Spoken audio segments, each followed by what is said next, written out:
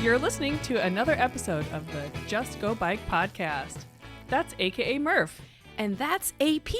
And this is the podcast where we talk about cycling just for the fun of it, with tales from all over the nation. Come for the bikes, stay for the fun, and leave with a smile. Well, hello, listeners, and hello, Murph. Hello, AP. How's it going today? It's fantastic. It's a rainy day in Iowa, but you know what? I actually love rainy days and because it means spring is on its way. Oh, I was going to say because you love biking in the rain. Well, sure. I love biking in every weather. Well, this is a fun day because we are actually sitting in the same room, which doesn't happen for every episode. That's right. Yeah, we're lifting up the curtain where you're going to see behind the magic. Yeah. We're not always in the same room together. Yes, I know. So good sound quality. And even more exciting, we have a third person in the same room with us. Should we introduce them? Absolutely. Or maybe they could introduce themselves because everyone will recognize this voice when you hear it. Wait, should we? No. Okay, go ahead. Just say who you are. Matt Phippen, ride director. Yay! RAGBRAI. Yay! Matt and AP and me all in the same room. That's right. So it's a great time to be together here in this cozy conference room at the Cedar Rapids Public Library. Yes. Thank you for hosting. Yes. And we just wanted to get together and talk a little bit about the RAGBRAI L route that was just recently announced. Yeah, so obviously we found out about the overnight towns way back in January, which isn't it crazy that it's already spring March. is happening very soon. Spring is happening. But anyway, you guys announced all the in-between towns. So now we really know, or tentatively, I know that things may change if weird things, construction, or I don't know what happens. But we wanted to do a little bit deeper dive, find out maybe what you were thinking when you designed the route, maybe some of the communities that maybe we could highlight. I don't know. It's going to be an exciting episode. Yay. This is when we really get into the nitty gritty. Yeah. Okay, so first let's, I know the listeners already know this, but let's hit the overnight towns real quick. Okay, great. So back in January, we had the route announcement party, and the whole world learned the towns that we were going to visit for RAGBRAI 50. And those towns are Sioux City, Storm Lake, Carroll, Ames, Des Moines, Tama Toledo, Coralville, and Davenport. Yes. I can't even pick which one I'm the most excited about. I mean, Coralville is your hometown. Yeah, I was going to say I can pick. Just kidding. I love them all. And we are not going to ask Matt to pick his favorite because that'd be like asking your favorite child. Yeah, I can't say that. So I guess, here we are at the time of this recording in mid-March. Have you actually visited all of these communities like once, twice, a few times? 4.5 times. 4.5. 4 with Ann in the truck, and then we've done half the route with the State Patrol based on schedules. So yeah, 4.5 times, and we're back on the road Monday for our 5th plus time. Wow. Okay. Yeah. And then are you just going to these overnight communities and just driving around, or are you actually meeting with people? We're meeting. So I want to get as much, eyes on the route as possible. So we drive the entire bike route from start to finish. We leave on Monday. I swing down to Des Moines, pick up Ann, and then we shoot to Sioux City. And then we're basically back on our homes that following Friday. But we do meet with all the overnight towns. We have, scheduled meetings, and the meetings have a method to the madness. We just had a meeting, early on about campgrounds. That's one of the first things we have to start looking at is where's everybody going to sleep. Yeah. So that's one of the first meetings. We met a week ago now, and it was all about food and vendors and what to look and how to plan. And then next week we do kind of the same campground revisit and just kind of keep dialing stuff in. I think that answers some of the questions that we get a lot, which are, why don't you have the campgrounds ready? Why don't you have this information? Why don't you have that information? It's because we do it in order of importance, in order of what takes the longest to plan. Mm-hmm. Like Matt said, there is a method to the madness. Yeah, the campground is definitely the biggest lift for communities. Looking at last year, there was a community in mind that, this one lady did a fantastic job doing campgrounds, but she was stressed all the time because she's trying to put everybody in the right spot and make everybody feel good about it. And, it's hard because as soon as we announce, RAGBRAI Nation starts calling friends and family in these communities and trying to lock things in. And it's good and it's bad because, it's good from the standpoint they know where they want to sleep, but, it's bad from the standpoint of they're truly overwhelmed trying to figure their life out. Mm-hmm. Yeah. My impression is that the campground coordinator and the housing coordinator, that's some of the most difficult jobs to do on RAGBRAI just because of what you said, the complexity. For sure. Right. So when, I've seen a lot of messages on social media where someone's like, my husband's going to be driving the RV. What street are we coming in on and where can they park? So the answer based on what you just said is none of that's been firmed up yet. So everyone just needs to take a deep breath. Calm yourself down. And I get it. Like they're trying to plan. Like they want to plan just like we're trying to plan. We want to be able to give them true, solid facts. Yes. And, if you fast forward into June when we do a pre-ride, that's truly the last time we'll get eyes on the route from a bike standpoint. Mm-hmm. And then we know for sure these roads are going to be good. So much can happen. If you look at Mother Nature right now, like it's really soggy outside. So stuff will change. Construction projects that should be done by then because of rain and other issues may not be done by then. So there's a lot of moving parts. Mm-hmm. It'd be super easy to just drop everything right now and then constantly change things until then. We just wait. Yeah. Yep. So, the reason that we're together today is to kind of deep dive into all the communities that we're going to be passing through. So give us an overview of how you announced the overnights and then you had to somehow connect the dots. Yeah. So what's the process? Well, it's, once you get the overnight towns kind of locked in and they're signed on and they're good, then that's kind of the first check of the box, right? You feel good about, we know the route is going to go from this side to this side and we know we're going to run through these communities. Yeah. So then you start looking at, how do we get from a Sioux City to a Storm Lake? And, based on where you're at in Iowa, there's only so many roads you can use. On the west side of the state, it's slim pickings in some areas. So you have to be really strategic on how to make that work. Plus, you're looking at things from a mileage standpoint. How many miles does it take? Because you could easily, take 100 miles to get from Sioux City to Storm Lake if you wanted to, but you don't want to do that. You want to make it the best, the quickest, the easiest route, and it makes the most sense. And you start plotting that, and you start looking at the towns. I went back to history and looked at maps of previous years and said, okay, in what year do we were we in this area? What roads do we use? What towns did we use? Mm-hmm. And then you start plotting it out. That's all good on paper. It looks great on paper, but then you start really diving into things. And, this year was one of the first years that we got in front of the DOT early, and they had the route, in October for the most part. And we started truly zooming in on it and looking at it because, the towns are great, but if that road is under construction and we can't get there, we have to figure something else out. Right. So it's letting them see the route. We're literally going mile by mile with the DOT and looking at all their projects. So they have a 5-year plan. And, a lot of these guys are connected with the county guys, so they kind of know some of the county stuff. But until you know that there's no road construction, that's the biggest, the factor that gets in the way of that. Yeah, I remember, I don't know how many years back, but when that bridge was out. Oh, yeah. And I feel like when we went on pre-ride, they were feeling pretty confident that the bridge would be complete. Yep.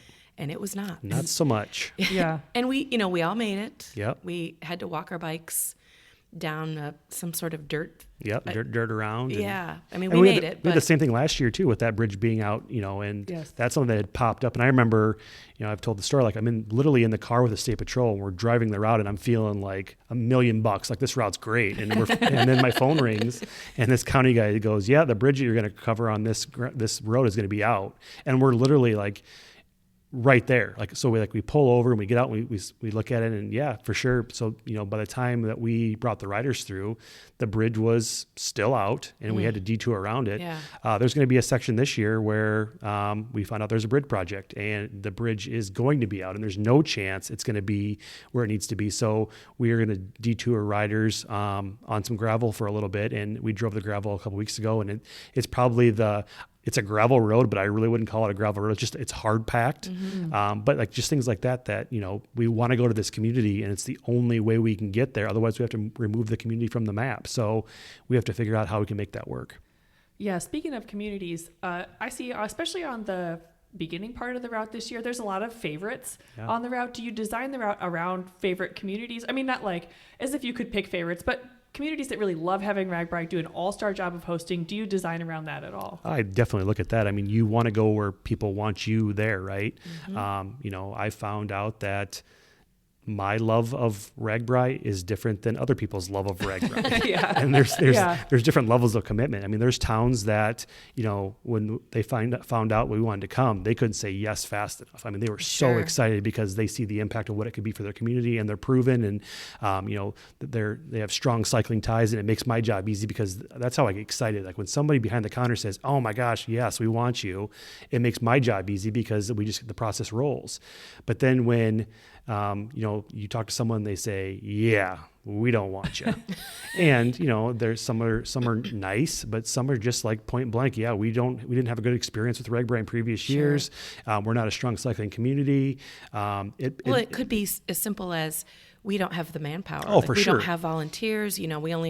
We have one church, and now we don't. We go to another town to go to church, so you don't have the volunteer. And we saw that last year, and that's, some of these towns last year, some of these smaller ones out of the gate said, absolutely not, we can't do this. And then the community found out that, the mayor and the city manager said no, and that riled the community up, and the community said, we want RAGBRAI, we'll figure it out. Yeah. So I guess in my life, in my world, I've always tried to find ways to say yes.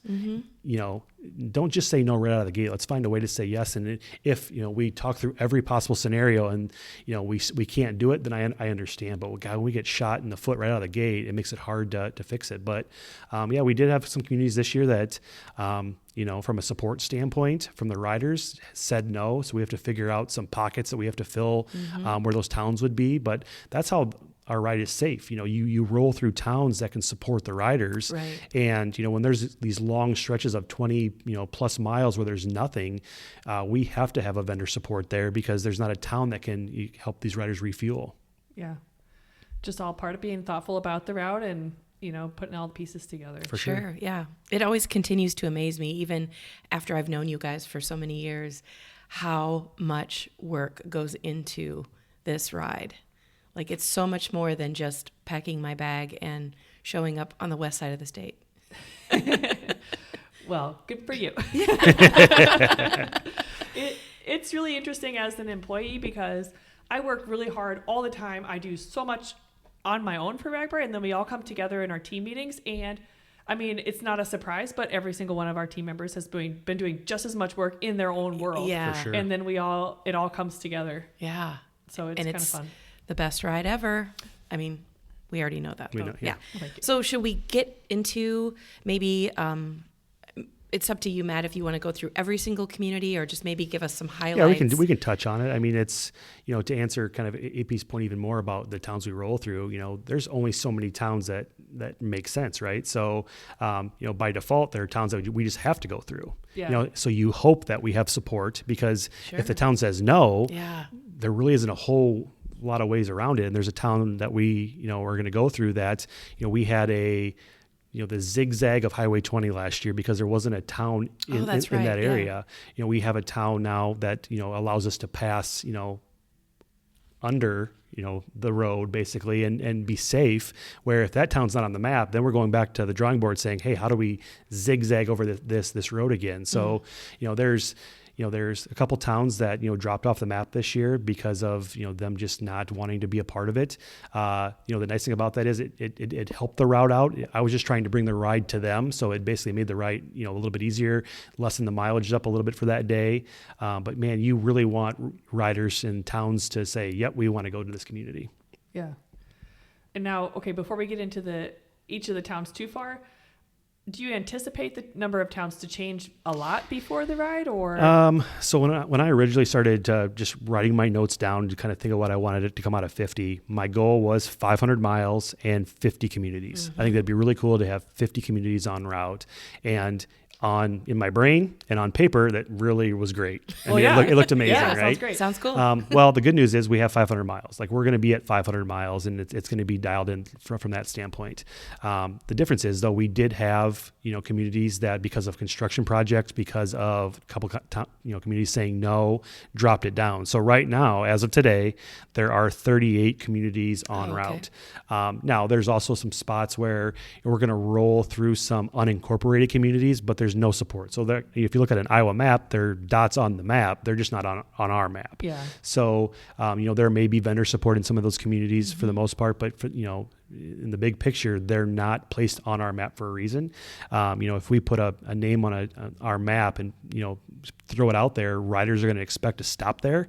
And then if there's nothing, they can't figure out why there's nothing there. Yeah, So sure. Yeah. we have to be very smart. And there's also, some spots too where we turn right and literally a left turn is into a community, but there's Yeah. no way to get in and get riders out without head-to-head traffic. So, there's a couple of towns that wanted to be on route, and because we couldn't bring the route to them and get them out easily, they have to be off the map. So, there was just things that our 50 communities dropped down to 38, and as of right now, I don't see any major changes going forward. But who knows what's going to happen over the next couple of months. Okay. We'll just really celebrate the 38. Yeah, absolutely. Yes. Yeah. Okay. So this year's RAGBRAI starts in Sioux City. And we were there not too many years ago, but from Sioux City, the first town, it's quite a long stretch. Yeah, it's going to be a 28 plus mile stretch. The other issue that riders have to think about too is there's a lot of lead out times from where our campsite is in these big communities. So there's sections where it takes 7 miles just to get out of the town because you're in Sioux City, you're down by the river, and you got to navigate all the the roads to get basically to the county line and then go. So that first town out of the gate is roughly about 28 miles.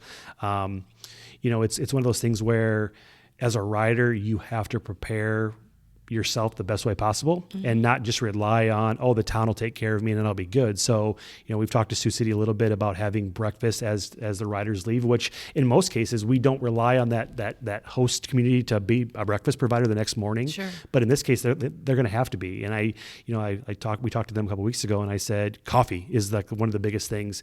People are less grouchy when they have their coffee. They have a full belly, but if they don't have their coffee, they're still a bear. So, finding coffee along the way, and then finding a breakfast vendor that can be in between that mileage. Because I think the sweet spot for a ride is at 10 to 15 miles is kind of the good sweet spot. So if we can find a food vendor that's at that mile 10 to 15 along the way that can, kind of refuel riders and get them into Kingsley that first town, I think we'll be in a good spot.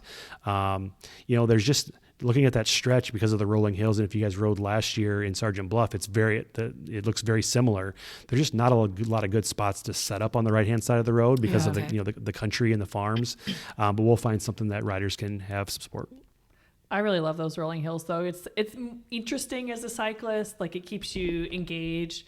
And I say, if you're going to have a 28-mile stretch, why not do it right off the bat when you got fresh legs? Get it out of the gate. Yep, exactly. Yep. So I looked up Kingsley, Iowa on the internet, and their their town motto is "Some bigger, none better." Ooh, so okay. it'll be a great first stop. Okay. Yeah, they got an awesome downtown. They have a downtown that has parking in the middle of the roads. So you can park on the left side, you can park on the right side, and then you can park down the middle of the road too. Oh, wow. So a really wide road. I mean, it's a perfect RAGBRAI community. So when we go there, I always park in the middle because I don't get the option of parking in the middle of the roads when I go home. Okay, so from Kingsley, I don't even know how to say this next town. Wasta.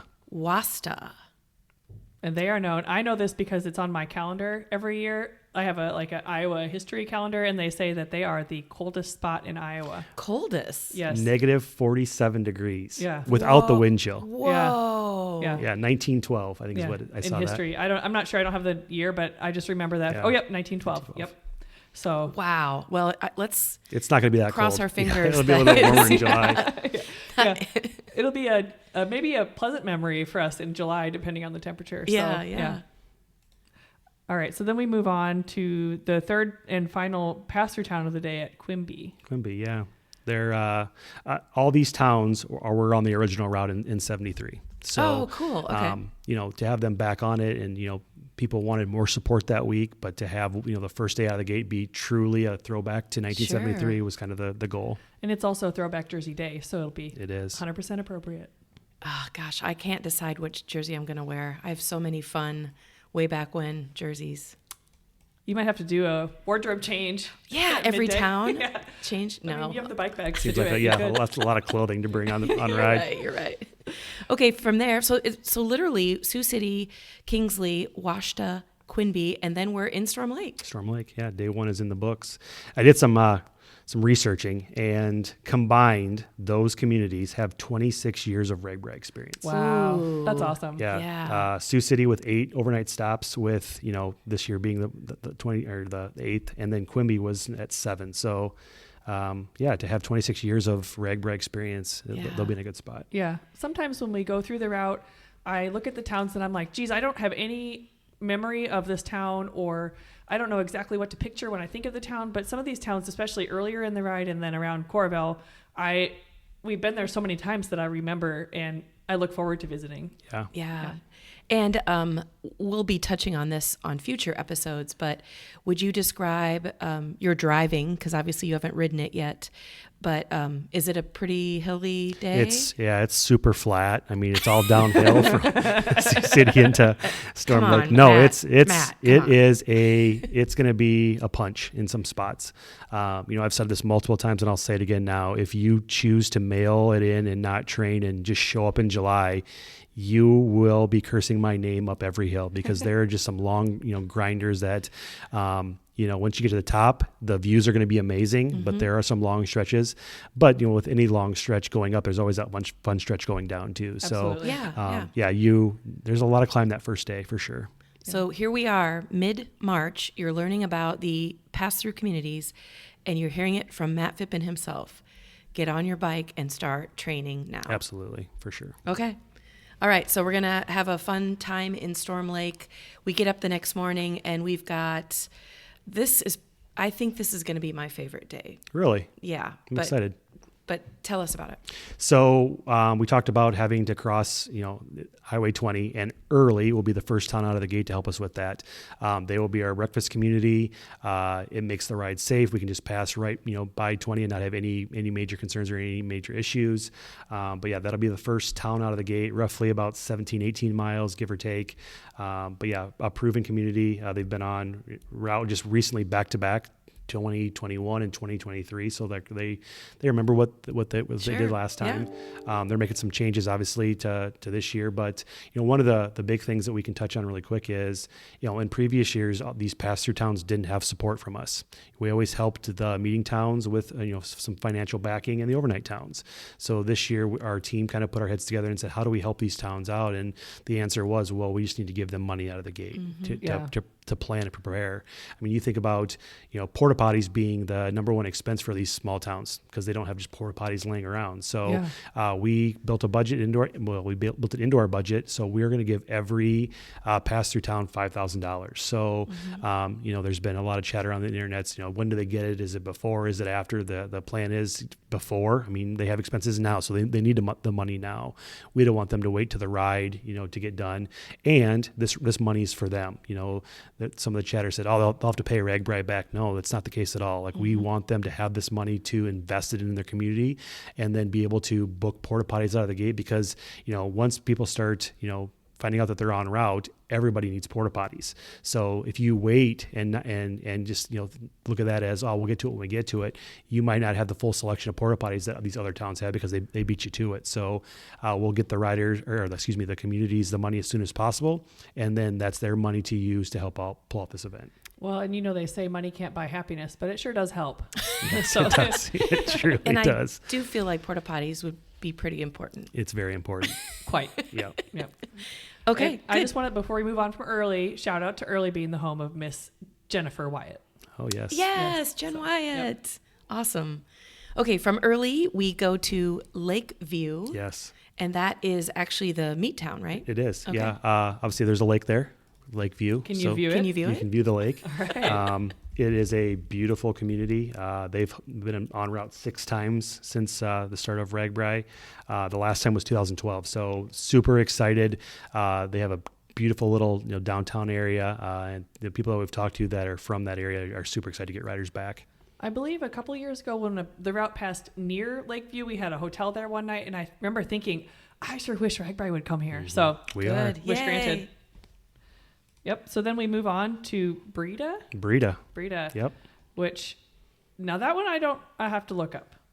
Okay, I'll tell you a quick story about Breda. So my very first time being self-contained, right, bagging to RAGBRAI, I literally left from my home and we biked all the way to the start of RAGBRAI. And we took some extra days. We were just having fun. My first time, so my bike probably weighed at least 800 pounds. I don't know. Minimum. Yeah. And so there were some nice bike trails. We ended up in Breda, and that was kind of where all the other people that were bagging to RAGBRAI, somehow they all joined there. And we ended up staying for 2 days. You're one of those. So my first time, I realized like they are very, very bike centric. They understand bikes. They're excited. I am so excited to go there again. Okay, looking at pictures, I do recognize it. And their motto is Breda, believe it. Ooh. I like that. So, yeah. Okay. I do too. Yeah. Good. Well, this year I will not spend 2 days there, but I'm excited to go. And then we have just like a kind of a short jaunt to the next town, which is Mount Carmel. Mm-hmm. Very small. It's one of those like don't blink, you'll miss it. Oh yeah. Okay. But they have this big.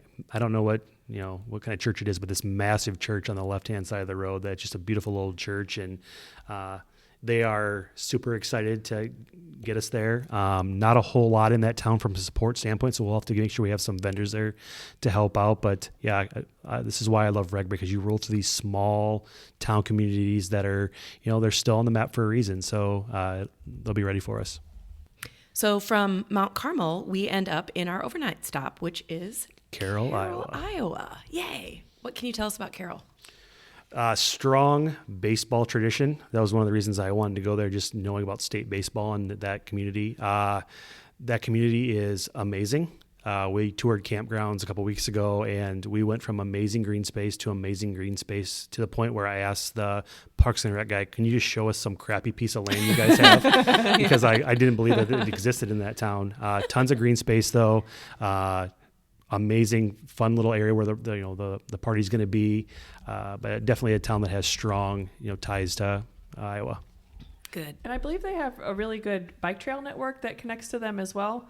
So, if you want to do some more miles after the ride, boy. Yeah. Or if you want to do some training, the Sauk Rail Trail is out there. Yeah. So, you could train in the area where you're going to be riding later this July. Cool.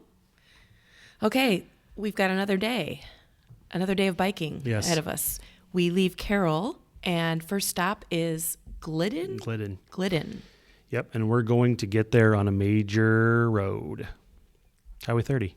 Oh, wow. Whoa. People are losing their minds about Highway 30. It's, when I remember talking to the DOT last year, and it was my first year getting to know them and them getting to know me. And we were working on RAGBRAI 49, but we were talking about RAGBRAI 50 and what that looked like. And, I just made a comment about, we're going to have to close some big roads down next year. And the group kind of paused a little bit, and they all kind of like looked at each other like, is this kid joking, or is this real right now? And, we're going to go on a major road, and there's not too many sections to get out of that town based on miles and where we wanted to go. So there is a 7-mile stretch where we will punch out on Highway 30 and then dip down into Glidden. Does that mean we have to maintain 65? 65 miles an hour. That's why you need to train now. Yep. Eat those power bars. Yep. So that's going to be a major traffic headache. But I'm assuming that you have that all figured out. Yeah, it's obviously we have the support of the DOT. We have the support of the State Patrol. We're going to make sure it's signed very well leading up to it, and just say, hey, like, make sure you find a different route that day. It's the first town out of the gate. So from 6 a.m. to however long it takes for people to go 7 miles to get off that it will cause some people to get, to have to change their day a little bit. But being a straight shot where we can truly manage that road will be good. The road's in great shape, obviously, because it is a major highway. But just to say you rode on a major highway is kind of a big deal for this year. That's awesome. I know, it always feels like a little treat to go on the highway. Yeah. All right. So from there, we roll. Looks like quite a good stretch on into Jefferson. And Jefferson is special because, well, for many reasons, but it is the home of Chuck Offenberger. Yes. Oh, cool. Yes. Yeah, we were there. We stopped in there a couple of weeks ago just to pass through, and there was a coffee shop. So Ann wanted her coffee, so we got in there, and Chuck's sitting in the back corner talking to all his boys, and so it was good to see him. And for those who don't know, Chuck has been involved with RAGBRAI, deeply involved with RAGBRAI for many years back in the, a decade ago, 2 decades ago, but he was Iowa Boy. He was the columnist for the Des Moines Register, and he wrote RAGBRAI many a time. So shout out to Chuck Offenberger. And the other thing I remember about Jefferson is that they have a magnificent bell tower in the middle of town. They do. It's beautiful. Yeah, that they like to ring. Yes. Yeah. No, it's a beautiful community. Obviously, they've hosted before, so this is something new to be a pass through. It's one of those things where they know how to do the overnight. Now it's just figured out how to do the pass through, and sometimes depending on who you talk to, that's a much easier lift. They get in, they get out, and you can reset and be back to normal before anybody blinks. So, Yeah. Jefferson was a town early on that I wanted to hit. Yeah. And then, so our next town on the route is Rippey. And at the count of 3, everyone say what comes first to mind when you think Rippey. 1, 2, 3, Burr Ride. Burr Ride, yeah, for sure. I was just in Rippey for Burr Ride in February. And I will say, I know a lot of these communities have beautiful artwork or murals or all that good stuff. But Rippey, like one whole side of a building says Rippey, and it's going to be great for photos. It's a fun community Yeah. because of Burr and the history of what Burr is. Like, I remember doing that ride years and years ago, and we were on bikes, so it was fun, but man, one of the most miserable experiences I've ever had. Once your body goes cold, Yeah. I don't care what you do, you just can't get warm. And I thought I had enough layers, and it was so miserable. Yeah. But if you've never done that ride, it's definitely something you have to do. And a quick side note, Burr Ride stands for Bike Ride to Rippey. So it's literally like a charity ride for the town of Perry. So you bike from Perry to Rippey and back, and it's regardless of weather. So Yeah, like it's in what month? February. It's That's the right. first weekend in February. So luckily this year it was very mild. Yes. But sometime I remember doing that ride when it's windy and It hurts. Your icy body and- just oh my aches, and gosh, yeah. it's brutal. But once again, it will not be like that. That's right. That'd For be Red nicer. Eye. So new memories in Rippey. Yeah. Yep. So from Rippey, we end up in Luther. Now, I don't know if I've been to Luther.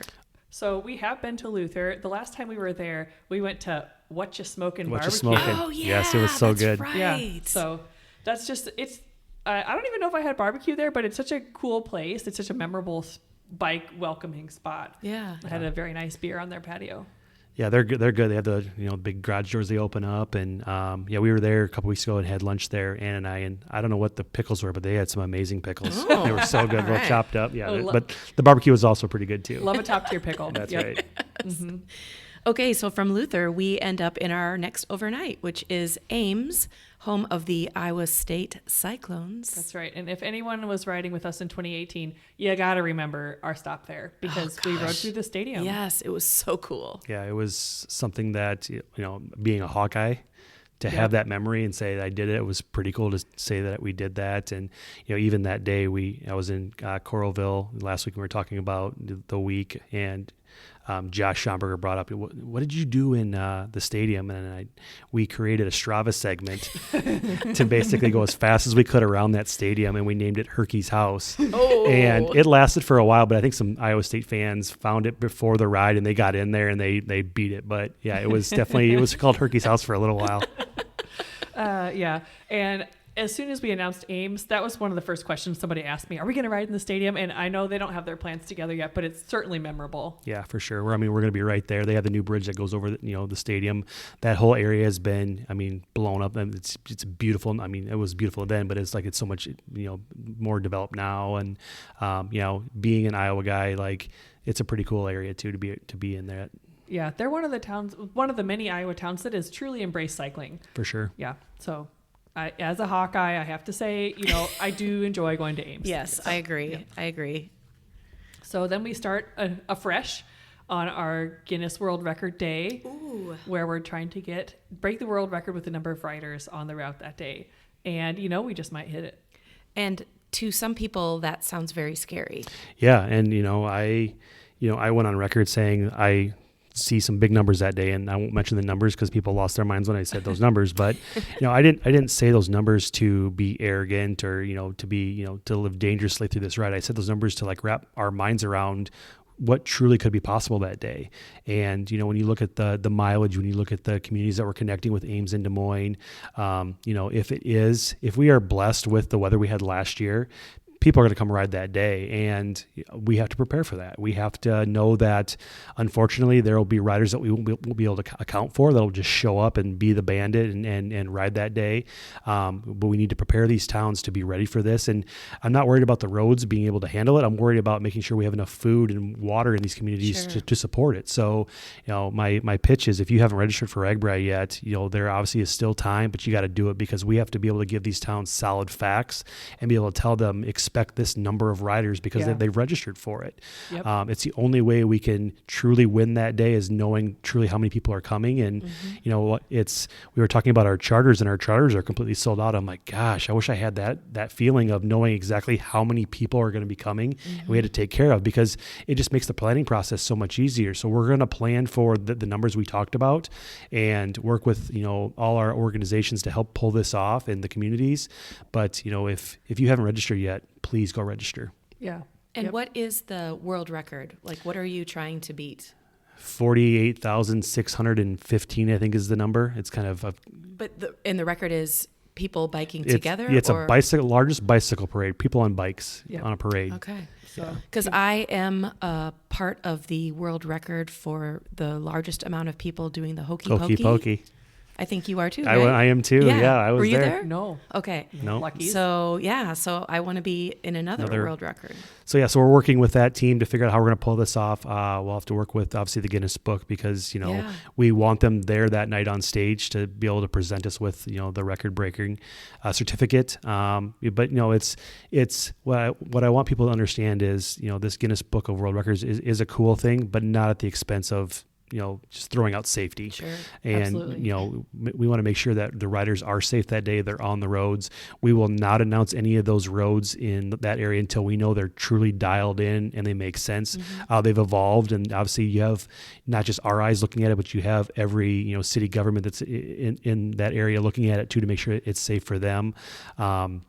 But no, at the end of the day, like it'd be great to break this record and have the RAGBRAI name on this, but not at the expense of safety for our riders. Sure. Absolutely.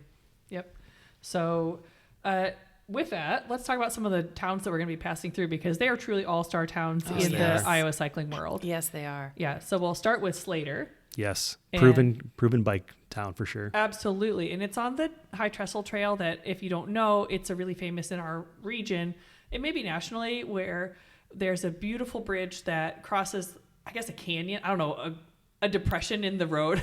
It's a very big gorge-like thing. And it's a beautiful bridge, beautiful trail. We're not going on that on RAGBRAI. Go look at it in your own time. I highly recommend it. But Slater is well used to catering to cyclists. Yes. Hosting cyclists. And I highly recommend Slater if you want to be training on the route that you'd be training on or riding on RAGBRAI. Slater would be a good choice. Yes, Slater has been on route 7 times since the start. Last time was in 2011, but truly a bike-friendly community. Sure. Yeah. And equally as bike-friendly is the next town, which is Madrid, not Madrid. It is Madrid, and the home of a friend of the podcast, friend of RAGBRAI, Scott friend Olson. of Matt Phippen, friend of mine, Scott Olson. We're not going to claim him as friends. Is that what you're saying? Okay, friends of all of us. Okay, friends of all of us. Scott Olson. Yes. Yep. And Madrid is also on that High Trestle Trail, so very, very bike friendly. Absolutely. Sure. Yep. There's a lot of cool places to stop. They're going to be fantastic. I've never been there at breakfast time in either of those communities except for RAGBRAI. So that's cool. Yeah. That's going to be exciting. Yeah, that's one of those towns that, just is super excited. I mean, whether it's a text message or an email that we get, but just the town's folks they're super jacked for RAGBRAI to come through. And if you're going to have a world record day, have it with towns like these. Mm-hmm, oh, sure. yeah. And I hope some of those small businesses are open in Madrid, because it's just a really cute community. Yeah. I did notice there was an article that our friend Philip Jones wrote that he had a quote from you talking about the High Trestle Bridge, which is not on the route, but it's very, very close. Do you want to touch on that at all? Or? Yeah, we definitely can. There are, when we started planning this route, multiple emails, hey, if you go in this area, we have to get on this bridge. We have to ride this. And, that bridge can just, from a traffic standpoint, will not be able to support the numbers that day. Right. It will be there. It's technically, it would be off route. It's, we want, we're working with these communities to make sure that this ride is safe. Right. And, the route is getting dialed in. And if we wanted you to go on the trail and ride that bridge, we'd put it on the map.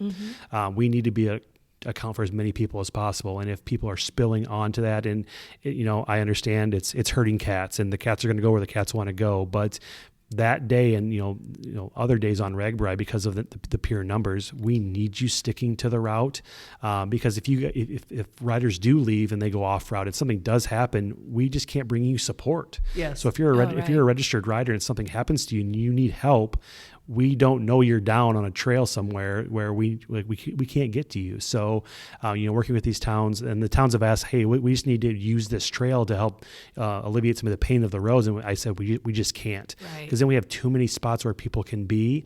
So it is beautiful. And, to AP's point, go back and visit it and check it out and ride it, because it's one of those things in Iowa that truly is a landmark that people want to go back and see. But this day, we need you to stick to the route. We need riders to be very efficient, because we're going to be on some major roads, and on a stretch that we'll talk about after this next town, it's a major highway that is used daily, and it's under construction, and there's a lot of businesses on there. So we need to do right by them and make our ride as efficient as possible, they get from start to finish. Yeah. Okay. And so with that said, we leave Madrid, and next up is Polk City. Yeah, Polk City was one of the original towns in '73 with Slater. It's a beautiful community, right there in the middle of all the good that's happening and kind of coming towards them. But Polk City they're excited. They're definitely very excited about the RAGBRAI this year. And from Polk City, then we get into what I would consider like kind of part of the metro. Ankeny, Iowa is a lot of population, but a beautiful community. It is, and it's almost Des Moines. You're right there. Ankeny is one of those communities that's growing very, very fast. And, at the times we've driven in there, I see something new that I think it wasn't there the week before, but I'm sure it was, kind of thing. But a very fast growing community. That'll be the last town before we punch into Des Moines. It will be a spot too where we're kind of looking at the true counting of bikes that day. Because it is a 10-mile stretch from Ankeny into Des Moines, and it's a straight shot on, people's minds are going to melt, Highway 69, which is another major big highway. But I've always, working for Shields, I was always a big fan of the huge aerial shots of the stadiums when they're packed. And I think it'd be really, really cool to get this huge aerial shot of, the Ankeny Des Moines day with all the bikes, of the sea of bikes that are rolling in. And, it's one of those things too where, if we're going to pull this off, we need everybody that's en route to help support us and help support these communities, because, the lollygagging or the back of the packers, we need to be through these towns, because, with the State Patrol helping us move the ride along, that town and that community has to start opening up around the time that we're closing it down, because you're getting into that, the afternoon hours where people are commuting back home, and we know how it's not always a good thing to have cars and bikes kind of in the same area. So we want to get past Ankeny and get into Des Moines so we can have our big party in Des Moines that night. Yeah, and there's just as many good things on the route as when we get to Des Moines. Let's enjoy all of them. It's part of being good ambassadors of cycling. If you want to think big about it. And speaking of big, Des Moines is the capital of our great state.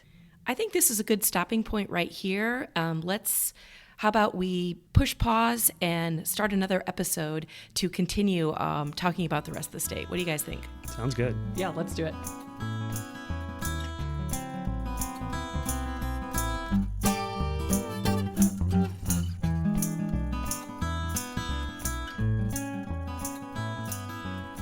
Well, listeners, that is it for this week. We both want to thank you for tuning in to listen to the Just Go Bike podcast. And if you'd like to contact us with a comment about the podcast, or maybe you have a topic in mind, you can reach us at justgobikepodcast@gmail.com, Or you can also follow us on social media at Just Go Bike on Facebook, Twitter, and Instagram. Please rate, review, and subscribe to this podcast, especially if you're a fan. And if you have any extra time, pop on over to the Murphology podcast for more bike adventure interviews. All right, that's a wrap. We'll be back next week. Until then, just go bike!